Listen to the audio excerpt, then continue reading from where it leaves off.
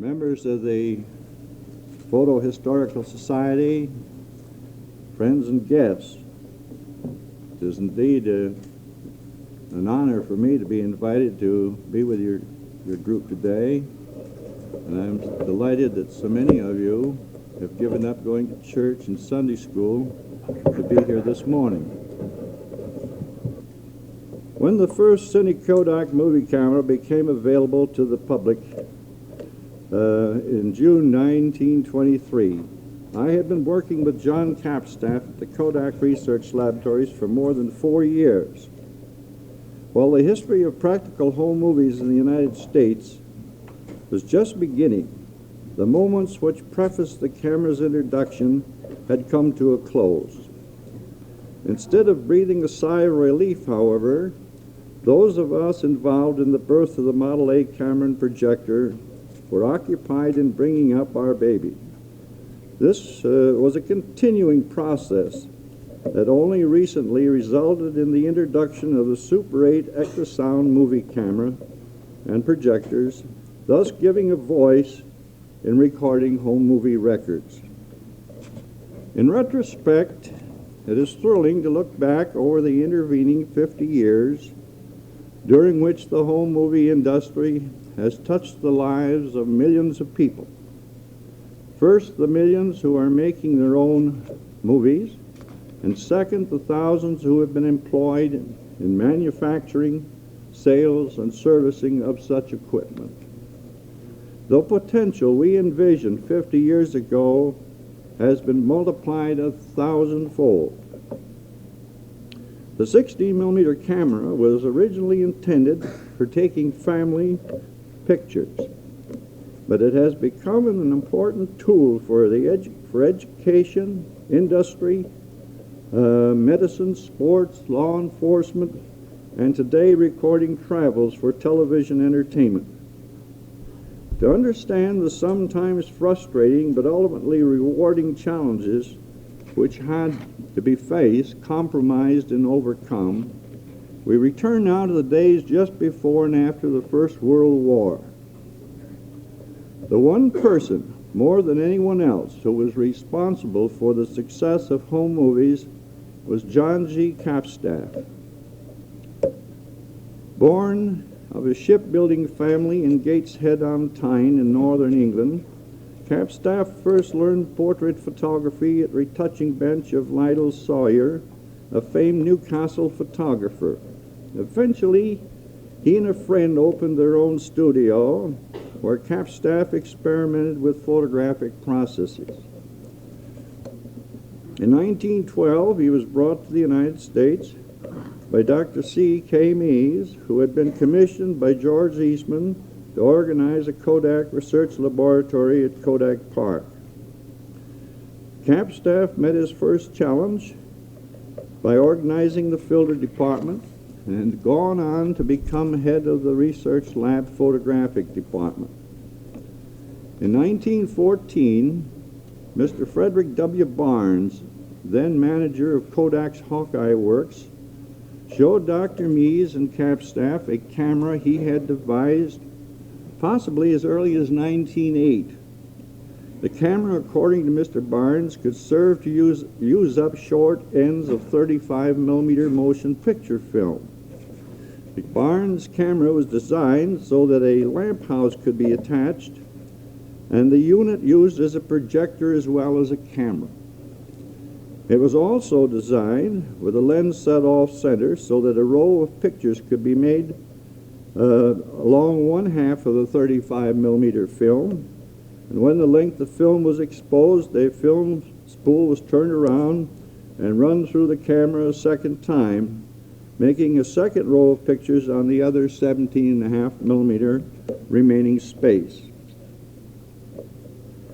This method, like the professionally made 35-millimeter movies, necessitated developing the film first to a negative, and then after drying, the making of a projection positive for final projection. This, of course, was costly.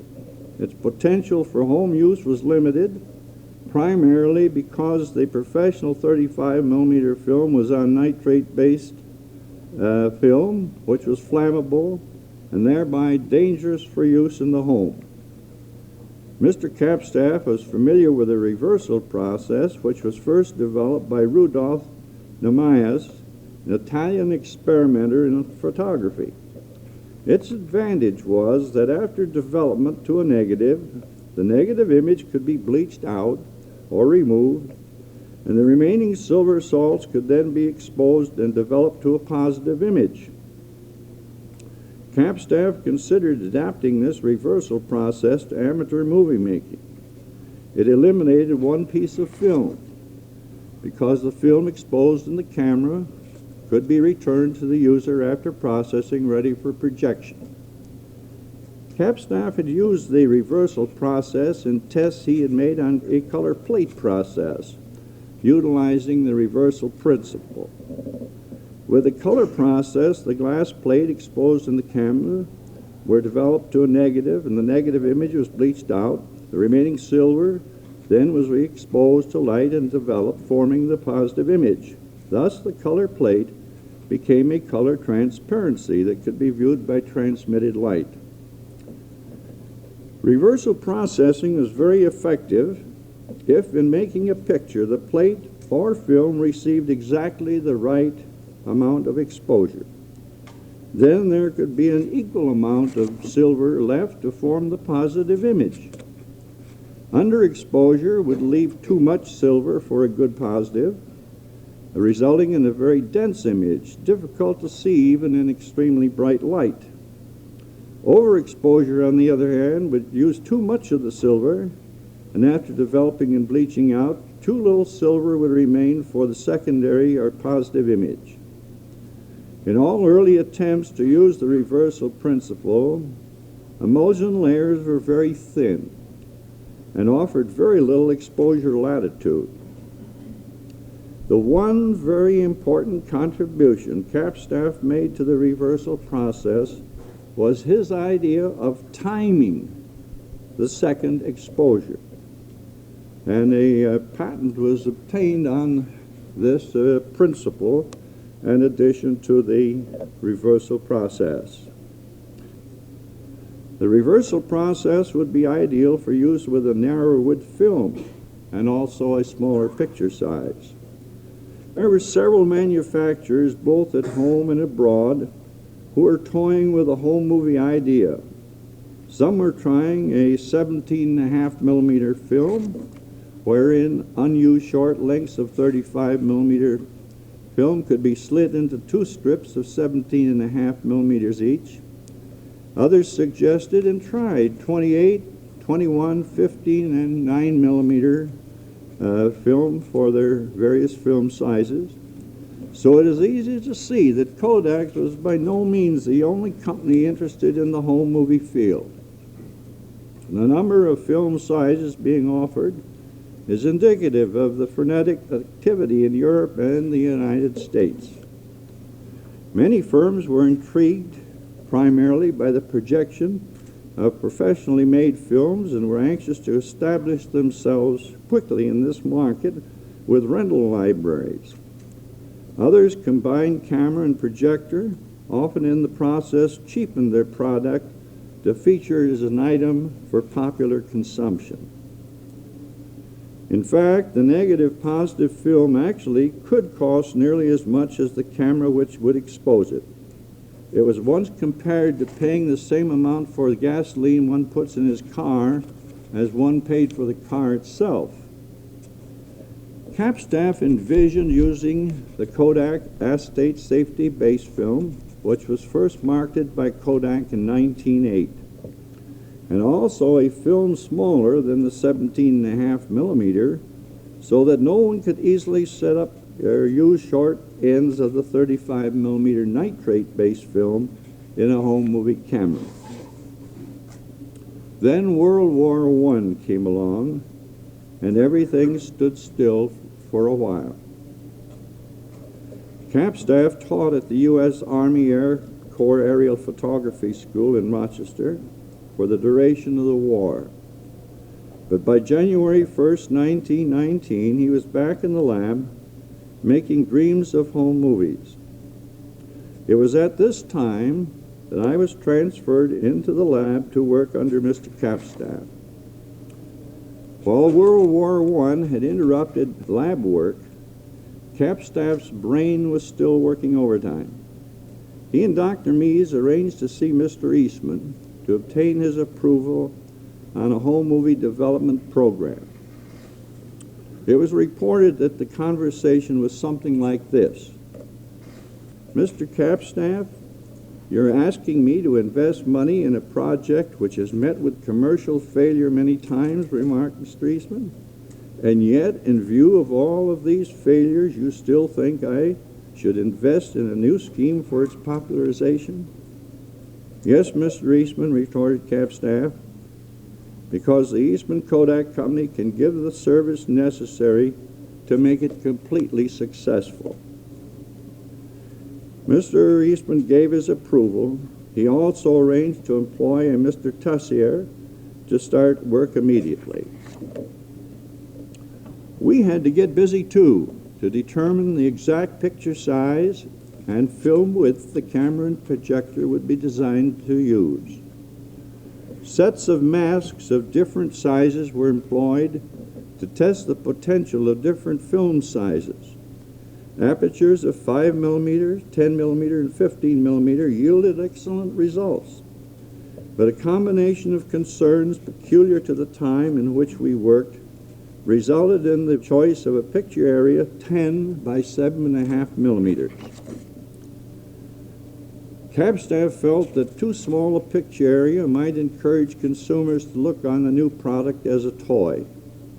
On the other hand, with a larger picture, he could see amateurs showing their productions in churches and small auditoriums to their friends, and the picture area, 10 by 7.5 millimeters, was capable of being projected up to about 6 by 8 or 9 foot screen. 3 millimeters were added at each edge of the 10 millimeter picture area for perforations, and one pair of perforations was positioned opposite the picture frame line to eliminate the need for frame line adjustment. Happily, the resulting 16 millimeter film provided a picture area in the same proportion and 1/5 the size of the 35 millimeter picture area. This relationship later made it easy to reduce professional entertainment films from 35 millimeter to 16 millimeter for rental libraries for home movie viewing. Once the film and picture size was determined, it was possible for the engineering department to proceed with construction of the hardware, which would expose and project the film. Prior to completion of the camera, some work was done on an experimental pull-down or advanced mechanism for use in the Cine Kodak movie projector. As a result, we had an experimental mock-up, basically an aperture 16 millimeter format with a projection lens to attach to different designs of projectors as they were tried out. We received this first camera from Hawkeye on May 20th, 1920. I checked the focus and we were ready to make pictures. A perforator was already in use, and we had also received our first batch of 16 millimeter film. I might say that that little camera up in the upper left-hand corner there on the tripod is the only photograph that I know of that we have of that first Cine Kodak 50-foot camera. This was someone went by, I think it was old Pop Jewell, one day had a camera, and he stopped, and Gibbs and I were sitting out there discussing what we were going to do next, and he made this snapshot, and it's the only record of that little camera that did all the first experimental work. Mr. Kapstaff and I went out every day to expose a roll or two of film.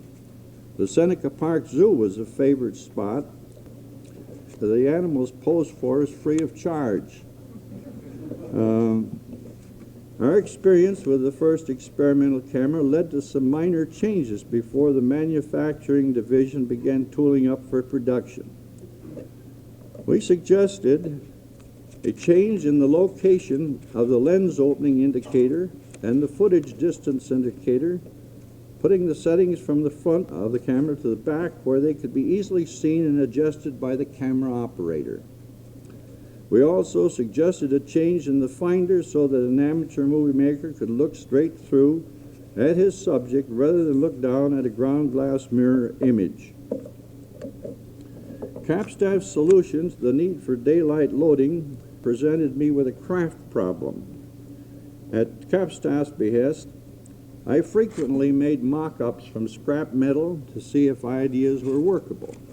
I fashioned a pillbox out of green blotting paper and adhesive tape to protect the film before and during loading. The first experimental 16mm movie suggested the unchanging role of movie making in general. It punctuates the lives of all movie makers. Capstaff's own home movie effort, entitled Betty Was Three Today, was made of his daughters, Phyllis and Betty, on Betty's 3rd birthday. Other experimental footage recorded glimpses of a polo match, boat races at the Yacht Club, waterfalls at Driving Park Avenue, and Rochester's Seneca Park Zoo. I had also made some time-lapse movies of the crystallization of hydroquinone in the lab. Another short movie, filmed one noon hour, starred the Tompkins boys building a miniature car around a motorcycle. Their motto, 20 miles per hour, 50 miles to a gallon. We learned from Dr. Mies that Mrs. Harold Gleason, whose husband was organist at Mr. Eastman's home, was planning a birthday or picnic party for one of her small children, and would we be interested in making some movies of the event. We arrived at the appointed time. Several neighbor mothers and children were aiding Mrs. Gleason in the preparations. I set up the camera and the tripod, loaded it. A white luncheon cloth was laid out on the lawn and contained a dish of jelly. One mother placed her 10-month-old baby on the cloth, and I noted the baby eyeing the jelly, and I quickly moved the camera and tripod over closer, framed them up, and started cranking just as the baby crept over, grabbed a handful of jelly, and smeared it all over his face and trying to get it in his mouth. What a picture. A little later, a 2 or 3-year-old was eating chocolate frosted cake and had that smeared on his face. The pet dog had been watching that and went over and started licking the frosting from the boy's face. Another great shot. Later that summer of 1920, Mr. Eastman asked to see some of our results. We made up a demonstration film of the pictures Capstaff and I had made. This included the pictures at the zoo, the Tompkins boys' car, yacht races, polo match, and the birthday or picnic party. We went up to Kodak office on the appointed hour, and Mr. Eastman came in, the lights were turned off, and the picture flashed on the screen. When the pictures came on of the children with the jelly-smeared face and the dog licking the frosting off the boy's face, everyone laughed, and Mr. Eastman chuckled the loudest. When the lights went on, Mr. Eastman rose, turned toward Capstaff and Dr. Mies and said, "Okay, full steam ahead." I've always believed that was the moment that home movies were born. From that day on, things really started to move. Every day was spent improving, planning, discussing for the future. We did a number of notable things in the period that followed. In the spring of 1922, Dr. Mies was planning to observe his 10th anniversary of starting the research laboratory. Capstaff suggested a movie satire be made without Dr. Mies' knowledge. This took a lot of doing. The lab was small at that time. Dr. Mies used to drop into my dark room once or twice a week to observe what I was doing. I was assembling some of the anniversary film when he walked in one day. I hurriedly put the film in a drawer. He said, "What are you doing, Tuttle?" I said, oh, nothing. And Dr. Mees walked out and went down to Earl Billings' office and said, "Fire Tuttle. He was doing personal work and I just caught him at it." Mr. Billings quieted the doctor down and said he'd talk to me. And a week later, he caught me again. And once more he went down to Billings, who pleaded in my behalf. When we made the film, it started with all the lab people, the English people that came over from England, landing in rowboats down at Ontario Beach Park. It was a foggy Sunday morning, and so they had to come ashore. When they started, you could hardly see the boats, and they came in through this fog. And so that became the name of the picture, Out of the Fog. Dr. Mees was asked to view some tests in the projection room and bring his secretary, Miss Isabel Schmidt, along. All the lab people were already seated when the good doctor and Miss Schmidt arrived and occupied the 2 remaining seats. When the lights went on, Dr. Mees stood up and said, "Now I know what Tuttle's been doing the last couple of weeks." He was overjoyed with the film. Later, we made a similar film in observance of the 25th anniversary of Charles Hutchinson's employment at Kodak Park. I also made several medical motion pictures in 1921 and 22 to demonstrate the possible use of movies in teaching. Also an industrial film on the Boo cinder brick process in November 1922 to demonstrate how waste cinders could be used to make a building material. I also made time study films for the industrial engineering Bedot studies at Kodak Park. We tried to explore all the possible ways that 16mm movies might be used to aid mankind. Then, late in 1922 and early 1923, all of the loose ends started to weave together slowly but surely. And on January 8, 1923, Dr. Mees officially announced and demonstrated the new Cine Kodak and projector at East High School in Rochester. Before the lecture, I took movies of some of the notables in attendance. Then, while I ran the slides to illustrate Dr. Mees' lecture, an assistant processed the film backstage and had the footage ready so it could be shown at the end of his lecture. This talk and demonstration was repeated January 23, 1923 at Franklin Institute in Philadelphia. And on June 1st, 1923, cameras and projectors had been shipped. I was really busy as a one-armed paper hanger getting out all the films every day on 2 machines. About 4 o'clock each day that first summer, Mr. Capstaff and Dr. Mees would drop by the lab to review all the films processed during that day. Already as they viewed these first customer films, they envisioned changes in equipment which would make filmmaking easier for the amateur. By January 1924, the Cine Kodak movie camera was motorized, a tiny motor and storage battery replacing the crank handle.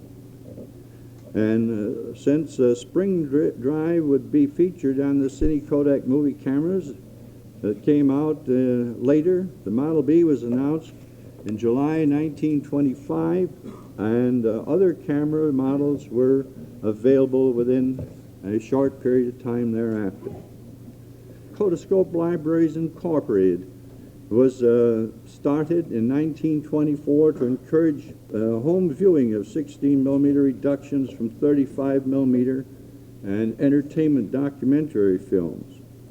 This caused Capstaff to create a tank-type processing machine, and it worked very well for the reduction prints, and so he expanded this idea into the longer machine for use in processing 100-foot rolls of 16mm.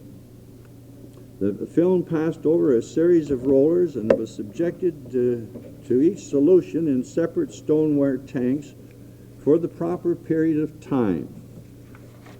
The tank-type processor eliminated film and tube breakage, prevalent with a continuous tube machine which was used for a short period of time before we went to the tank machine. It also provided for maintenance of chemicals at a constant temperature and concentration. In 1925, an automatic printer, which employed a beam of light instead of the educated guess, enabled every scene, no matter how short or long, to receive its proper second printing exposure automatically. And it processed film at the rate of 20 feet a minute. Up in the center part of the tank machine there, that area that goes up in the air a little ways, houses the viewing light, a safety light that was transmitted through the film to measure the density of the film at that point, and that actuated a light valve that modified the intensity of light used for the purpose of printing each scene. So each and every scene on a roll of film obtained its exact proper exposure, and there's no more ever been any more guesswork in that area. In the meantime, Cine Kodak film was coming in for processing, and to handle this problem and provide users with better services, processing laboratories were opened in Chicago and San Francisco. In 1925, I was sent to Jacksonville, Florida, to install and start the first laboratory there. And next year, 1926, I went to Havana, Cuba, to carry out a similar project. Other labs were being started in South America, China, and Japan. Also, 2 of Cook's round-the-world cruise ships had processing facilities installed aboard so that world travelers could receive fast processing service. Forays into the field of color cinematography were made by Kapstaff as early as 1916. He became interested later in an additive color process patented by R. Berthon in Paris, France in 1908, which eventually could be adopted, and which he did adopt to the reversal process and made the whole process workable. This 16mm lenticular Kodacolor film, introduced by Kodak in August of 1928, was not colored itself, but offered Cine Kodak movie camera users an opportunity to make their own color movies. Minute lenses embossed on the film support were exposed and projected through optical systems provided with balanced tricolor filters. A set of these filters was used on the camera in making the pictures, and a similar set used on the projector in showing the films. By the late 1920s, it was felt that more people should be informed on movie making and the fun that it provided. It was suggested that a feature 16mm film be made to demonstrate the idea. The proposal was for a little theater group to film a production at low cost, which then could tour the country. Rochester's community players, working in the shadow of Lindbergh's flight across the Atlantic, produced the film Fly Low Jack and the Game, under the direction of Mrs. Harold Gleason. The cost of this film was $1.37, exclusive of the cost of the film. This epic three-reeler, which featured an aviator, plenty of romance and adventure, open to tuxedoed audiences of theater people and home movie camera owners in city after city. Packaged with the show was family pictures, a cinemagraph, and a newsreel filmed in that city where the film was playing. Fly Low Jack and the Game helped extend the 16mm market. Kapstaff's concern at this time diverged productively from 16mm. He felt that Kodak had not yet achieved George Eastman's dream of making movies as accessible and easy to make as snapshots were with the box Brownie. His recollection of the good quality pictures made with the very small apertures on the Barnes camera, and of the manner in which the Barnes camera exposed 2 rolls of pictures on 35mm film, suggested to him the 8mm principle on 16mm film. The steady progress in photographic emulsion manufacture toward finer grain and more higher speed, and especially the development work that was done for lenticular Kodacolor film, all contributed toward making the still smaller format possible. And in July 1932, the introduction of the Cine Kodak 8 movie camera, Model 20, which loaded with a 25-foot roll of special 16mm film, exposed 1/2 width at a time, was one more step toward a mass market for home movies, and carried out the principles suggested by Mr. Barnes. That's a comparison of the Barnes camera and the Cine 8 Model 20 at that time. The cost of making 8mm movies reduced the cost to less than half the cost of 16mm film. And in June of 1935, another milestone was reached when the Cine Kodak Kodachrome safety film, the Manis-Godowsky brainchild of full-color pictures with any 16mm camera and without filters for camera or projector, was announced. Super 8 existing light film, and just this past July, Kodak's version of the talkies, the Super 8 Ectosound movie camera, highlight the continuing emergence of a practical medium with a birthright of quality. When I look back on all these developments and see all of the things in our good life that emerged from Mr. Eastman's one phrase, full speed ahead, I can only wonder what the next 50 years will bring through home movies. I want to thank you very much for coming back after the coffee break and for your very kind and courteous attention this morning. It's been a pleasure.